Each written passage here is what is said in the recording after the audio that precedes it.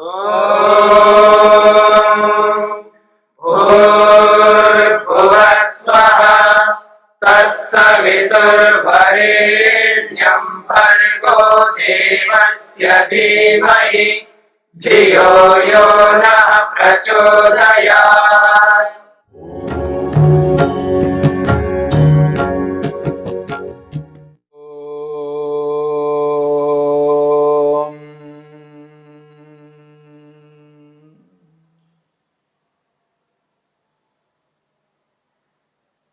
साधन पाद के 12वें सूत्र को लेकर के विचार चल रहा है।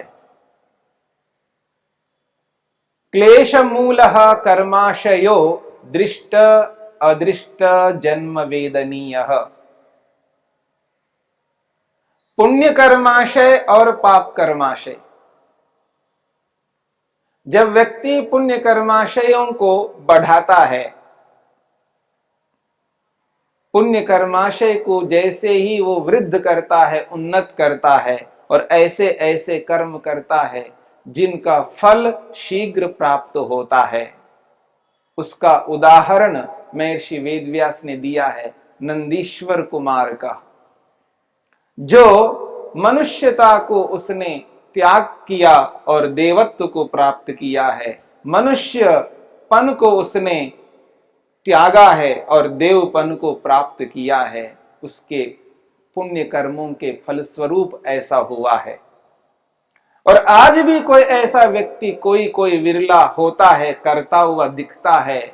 जो साधारण व्यक्ति था वो साधारण से विशेष व्यक्ति बन जाता है, सामान्य व्यक्ति था वो कल देव बन जाता है, महान बन जाता है। ऐसा कोई विरला होता है।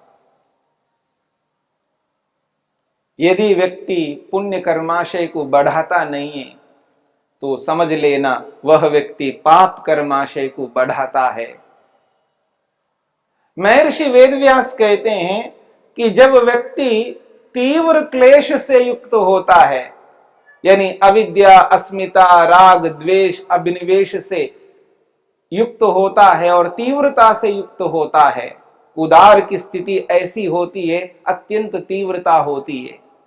जब व्यक्ति को क्रोध इतना आवेग से आता है तो उस क्रोध के कारण से न जाने वो कैसे कर्म करता है। अति लोभ के कारण से व्यक्ति कैसे कर्म कर डालता है, अति काम के कारण से व्यक्ति कैसे कैसे कर्म करता है।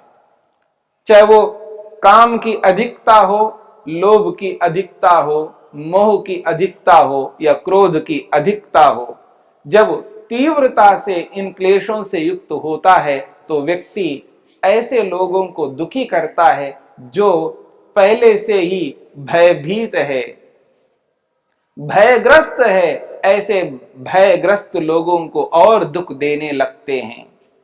जो पहले से ही दुखी हैं, व्याधि से, रोगों से बहुत परेशान हो रहे हैं, ऐसे रोगियों को और दुख प्रदान करते हैं और दुख देते हैं। जो दीनहीन गरीब हैं, रोटी कपड़ा और मकान न होने के कारण से अत्यंत दुखी है, ऐसे दीनहीन लोगों को और दुखी करने वाले इस संसार में हैं। जो विश्वास करने वाले हैं उनको धोखा देने वाले, विश्वासी लोगों को दुख देने वाले लोग भी इस संसार में हैं। और जो महानुभाव हैं, श्रेष्ठ लोग हैं, उनको दुखी करने वाले हैं। जो तपस्वी हैं, योगी हैं, योगाभ्यासी है, वो संसार को केवल सुख देने की चेष्टा करने वाले हैं, ऐसे लोगों को भी दुख देने वाले इस संसार में आपको मिलेंगे। तो महर्षि वेदव्यास कहते हैं जो तीव्र क्लेश से युक्त होकर के, जो भयभीत लोगों को, व्याधिग्रस्त रोगी लोगों को, जो दीनहीन व्यक्ति है उन लोगों को, जो विश्वास करने वाले हैं उन लोगों को, जो महानुभाव महाशय लोग हैं उन लोगों को, और जो तपस्वी योगी है उन लोगों को, जो बार बार दुख देते हैं, पुनः पुनः कृतः अपकारः, वो बार बार उनको अपकार करते हैं, उनको दुख देते हैं, कष्ट देते हैं। सच अपि सद्य परिपच्यते पाप कर्माशया, ऐसे लोगों का जो पाप कर्माशय है, ऐसे कर्म करने वाले लोगों का जो पाप कर्माशय है, वो भी सद्यः परिपच्यते, वो शीघ्र फल देने वाला होता है। वो इसी जन्म में फल प्रदान करता है, क्योंकि वो इस तरह का कर्म करते हैं। आप देखेंगे संसार में ऐसे भी लोग होते हैं जो ऐसे पाप कर्म करते हैं, ऐसे ऐसे लोगों को दुख उत्पन्न करते हैं, दुख देते हैं, तो उनको शीघ्र उनका फल प्राप्त होता है। महर्षि वेदव्यास ने उसके लिए एक उदाहरण दिया है। यथा नहुषोपि देवानाम इंद्रः स्वकं परिणामं हित्वा त्रियत्वेन परिणतः। महर्षि वेदव्यास कहते हैं, यथा जैसे नहुषः अपि देवानाम इंद्रः, एक राजा हुआ था नहुष। इतिहास में आता है एक राजा हुआ था जिसका नाम है नहुष, और ये जो नहुष राजा था वो देवानाम इंद्रः, बहुत राजाओं का भी राजा था। वो महाराजा था, राजाधिराज था। जो अलग अलग राज्यों के जो राजा लोग होते हैं उन पर वो शासन करता था, इसलिए उसके लिए कहा देवानाम इंद्रः, वो राजाओं का भी राजा था। वो नहुष था, उसको इतना अहंकार था, वो अहंकार से चूर चूर होकर के वो लोभ से, क्रोध से, मोह से उसने लोगों के ऊपर अत्याचार करना प्रारंभ किया, लोगों को पीड़ित करना प्रारंभ कर दिया। पाप ना हो, दोष ना हो तो भी उनको दंड देना प्रारंभ किया, और जो गलत काम नहीं करते हैं उनको दंड देना प्रारंभ कर दिया। जो सज्जन लोग थे उनको वो ऐसा ऐसा दुख देना प्रारंभ किया, उनको जेल में डालना प्रारंभ किया। अच्छे लोगों को दुख देना प्रारंभ किया और बुरे लोगों को उकसाया है, उनको उन्नत किया है, उनके दोषों को माफ किया है। कभी ऐसा भी हुआ करता है, कुछ ऐसा व्यक्ति करता है जिसके कारण से वो बहुत बदनाम होता है। आप उदाहरण देखिए, रावण को देखिएगा, रामायण काल के, महाभारत के दुर्योधन को देखिएगा, तो आपको इतिहास से एहसास होगा। ठीक इसी प्रकार से महर्षि वेदव्यास उदाहरण देते हैं। नहुषोपि देवानाम इंद्रः, राजा नहुष भी, जो कि राजाओं का भी राजा था, वो ऐसे ऐसे कर्मों को करा जो ऐसा ऐसा उन लोगों को, प्रजाओं के ऊपर ऐसा कर लगाया है वो कर नहीं चुका सकता। अकाल पड़ गया है, खेती हो नहीं पा रही है, वर्षा नहीं है, पानी नहीं है, और अकाल के कारण से उनको जीना दुर्भर हो रहा है, फिर भी उन पर ऐसा कर लगा दिया है, तो वो क्या करेंगे, कहां से वो कर चुकाएंगे? आप इतिहास को देखकर देखिए। इतिहास में ऐसे ऐसे राजाओं का उदाहरण आता है जिनके कारण से प्रजा को कितना कष्ट भोगना पड़ा। ऐसे ही ये राजा नहुष था जो प्रजा के ऊपर अत्याचार किया है, अन्याय किया है। देवों के प्रति, विद्वानों के प्रति अन्याय किया है, और जो मूर्ख है, अज्ञानी है, चोर है, लुटेरे हैं, उनका पोषण किया है, उनको बढ़ावा दिया है। ऐसे राजा नहुष, जो राजाओं का भी राजा था, जब ऐसे ऐसे कर्मों को करा, ऐसे ऐसे कर्मों को किया, तो वो जो देव है, जो विद्वान हैं, जो उत्तम विद्यावान लोग हैं, सब लोगों ने मिलकर के विद्रोह उत्पन्न किया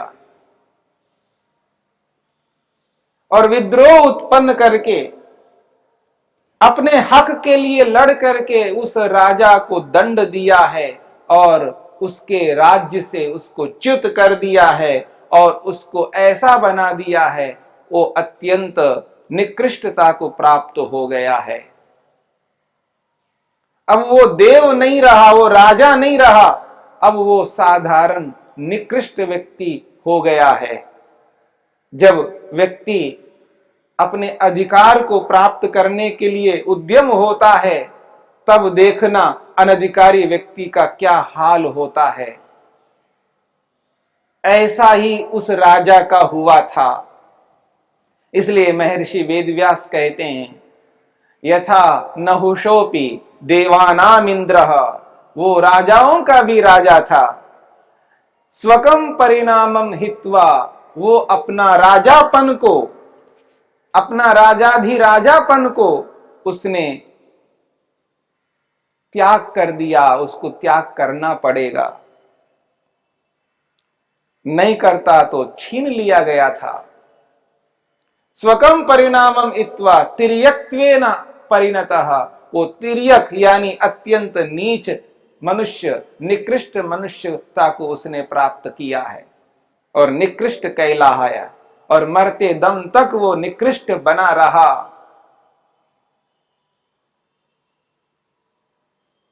कुछ लोग तिर्यक का अर्थ ये करते हैं कि वो इस शरीर को त्याग करके वो सांपादी बन गया है, जीते जी उसको इसी जन्म में ऐसा प्राप्त नहीं हो सकता। ऐसी कोई व्यवस्था नहीं है कि इसने ऐसा पाप किया है अब इस शरीर को हटा देते हैं और इसको अभी सांप बना देते हैं, ऐसा नहीं होता। वो तो अगला जन्म है, वो अगला जन्म है और उस अगले जन्म में जब उसको जो प्राप्त होगा वो आज हम नहीं जान सकते हैं कि वही व्यक्ति है ये।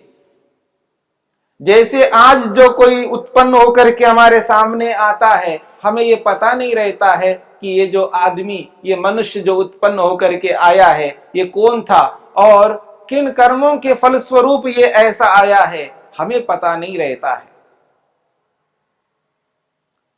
इसलिए जो इसी जन्म में, वर्तमान जन्म में जो फल प्राप्त होता है वो आयु के रूप में प्राप्त होता है या भोग के रूप में प्राप्त होता है। जाति वर्तमान जन्म में परिवर्तित नहीं हो सकती।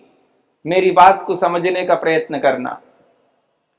कर्मों का जो फल है वो यद्यपि जाति, आयु और भोग के रूप में प्राप्त होता है, लेकिन जब एक बार उसको जाति प्राप्त हुई है, वर्तमान जन्म में उसको मनुष्य जाति प्राप्त हुई है और इसी वर्तमान जन्म में ही वो जाति परिवर्तित कभी नहीं हो सकती। ईश्वर ऐसा परिवर्तित नहीं करता। हाँ, उसकी आयु में और उसके भोग में परिवर्तन अवश्य होता है। आयु घट सकती है, जो राजा नहुष की आयु घट गई थी, वो गुट गुट करके मर गया था। अगर वो ऐसा नहीं करता तो और लंबा जीता, लेकिन उसकी आयु घट गई थी और उसको जिस प्रकार के राजा को भोग करना चाहिए था वो भोग उसको नहीं मिला, क्योंकि वो कर्म ही ऐसा करके ऐसी स्थिति को प्राप्त हुआ है। वो साधारण से साधारण, निकृष्ट से निकृष्ट मनुष्य कहलाया है और जीवन भर कारागार में रहा है और ऐसी यातनाओं को प्राप्त किया है। ऐसे ऐसे निकृष्ट भोगों को उसने प्राप्त किया है। भोग में बदलाव हो सकता है। ईश्वर भोग को बदल सकता है वर्तमान जन्म में और आयु को बदल सकता है, पर जाति को नहीं बदल सकता। इस दृष्टिकोण से आपको, हम सबको समझने की आवश्यकता है। इसलिए महर्षि वेदव्यास कहते हैं वो इसी जन्म में, वर्तमान जन्म में ही जो शीघ्र फल को प्राप्त करना चाहता है तो या तो पुण्य कर्म करके ऐसे प्राप्त करे, यदि पुण्य कर्म नहीं करता है तो समझ लेना वो अपने आप पाप कर्म कर रहा है, और ऐसे पाप कर्मों को करता है जिनका परिणाम शीघ्र प्राप्त होता है, तो वो इसी प्रकार का परिणाम प्राप्त होता है आयु और भोग के रूप में, जो राजा नहुष को प्राप्त हुआ था। इसलिए कहा जा रहा है नहुषोपि देवानामपि इंद्र, वो देवों का भी देवता यानी राजाओं का भी राजा था। स्वकम परिणामम हित्वा, अपने राजा रूपी परिणाम को उसने छोड़ दिया है, उसको त्याग करना पड़ा। त्रियक्त्वेन परिणतः, और वो निकृष्ट मनुष्य बन करके रह गया था। ये वर्तमान जन्म में फल देने वाले कर्माशय हैं। एक और पाप कर्माशय जो शीघ्र से फल प्राप्त होते हैं, जो राजा नहुष का उदाहरण के रूप में महर्षि वेदव्यास ने स्पष्ट किया है, और एक वो पुण्य कर्माशय है जो शीघ्र फल प्राप्त होते हैं, जो नंदीश्वर कुमार का उदाहरण देकर के स्पष्ट किया है। और अंत में महर्षि वेदव्यास कहते हैं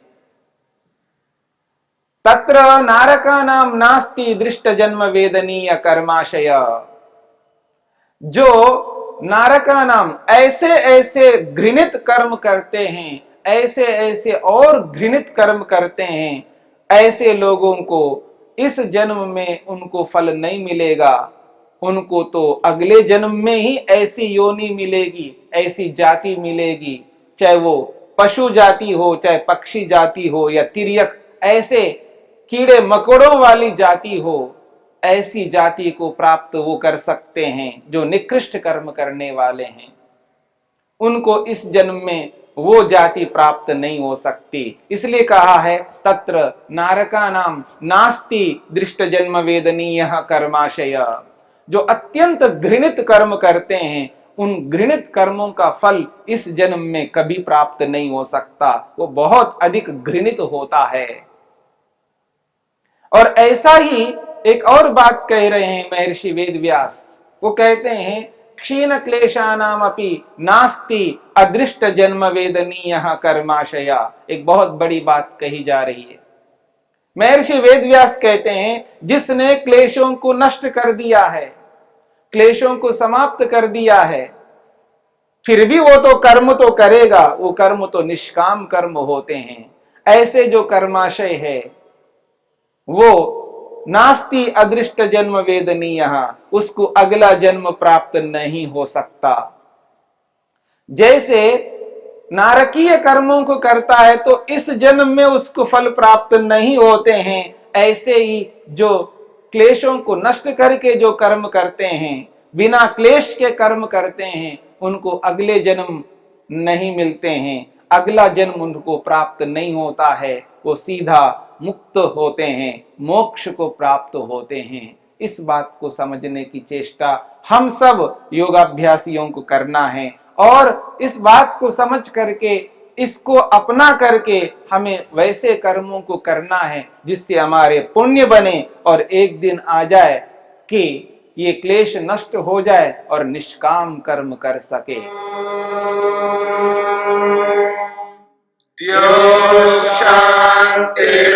शान्तिरन्तरिक्षं शान्तिः पृथिवी शान्तिरापः शान्तिरोषधयः शान्तिः वनस्पतयः शान्तिर्विश्वे देवाः शान्तिर्ब्रह्म शान्तिः सर्वं शान्तिः शान्तिरेव शान्ति क्षमा शान्तिरेधि। ॐ शान्ति शान्ति शान्तिः।